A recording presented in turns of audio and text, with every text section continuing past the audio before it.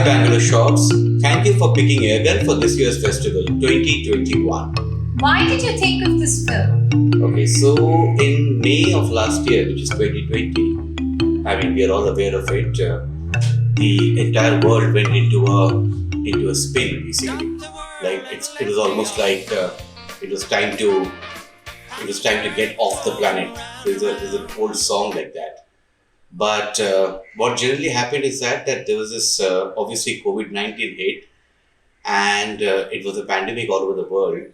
But the way our country reacted to it was a little drastic, and there was a lockdown that was declared with some 4 hours notice, and literally millions of Indians across the country, the migrant workers, set out for their homes, and they had no other means to travel. They had to travel by foot. They were afraid of dying of the pandemic, one, and of course they were also afraid of the inhospitable city streets, where they had no place to stay really. I mean, if you're working in the city and you are not economically well off, you are obviously not going to stay in a great home where you can really park yourself for the next 1 year without any income coming in, because the industries had shut down. And so, what do? You go back to the place that you come from, which may be a village in Uttar Pradesh or in Bihar, thousands of kilometers away if you're traveling from Maharashtra or even from Delhi. And then one morning, I opened the newspaper, which is Indian Express, and I have mentioned it in the film as well. And I saw this picture of a man, and a man who was pushing a bicycle, and behind the cycle on the carrier was a lot of household equipment that was placed out there, which looked like household equipment, which there was a big bag, and there were stuff like blankets and things like that. And there was this little girl who was walking beside him, and she was holding on to the arm of an even smaller boy who was sleeping on the other side of the cycle so that he doesn't fall down. So the picture really struck me because of the girl's expression, which was of expectancy, almost smiling. There was a bounce to her walking. It almost looked like she was setting out on an adventure.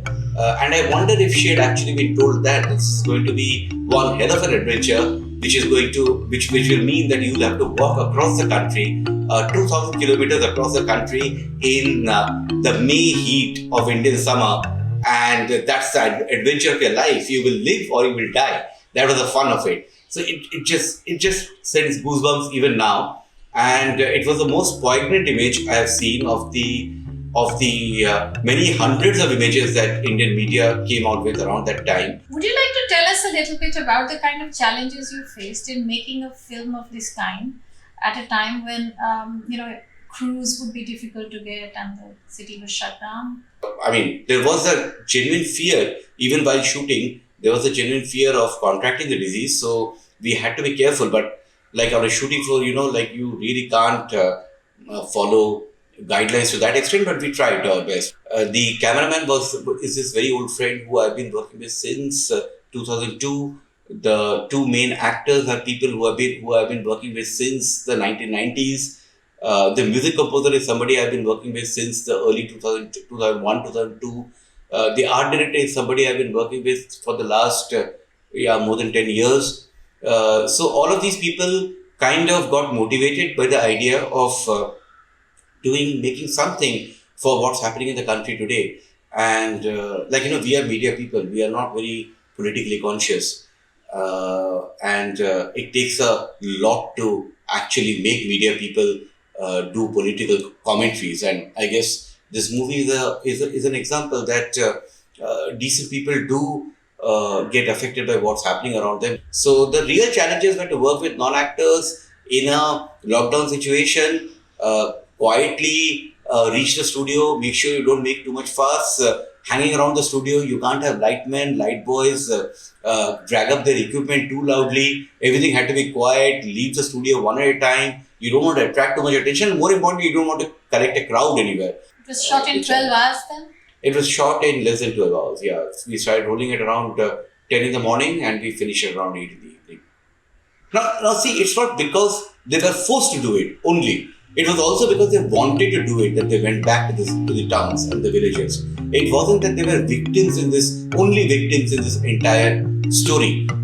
They were people who had agency. They showed their agency, and agency is important for all human beings, all across the world. So it does become a global story at the end of the day.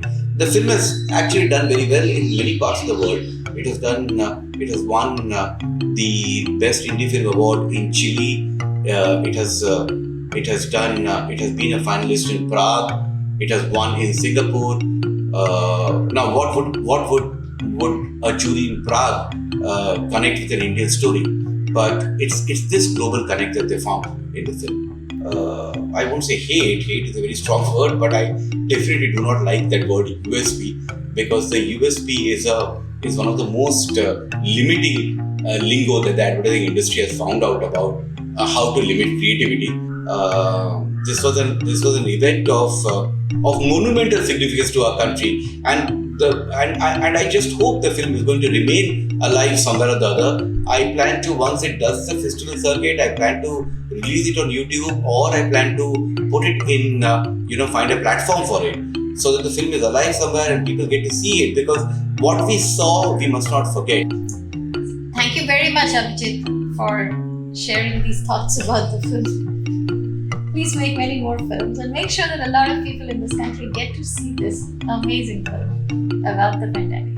Thank you very much. Bangalore Shots, thank you again for selecting Airgun, and we hope to win on the 13th of June. Thank you. Cheers to them.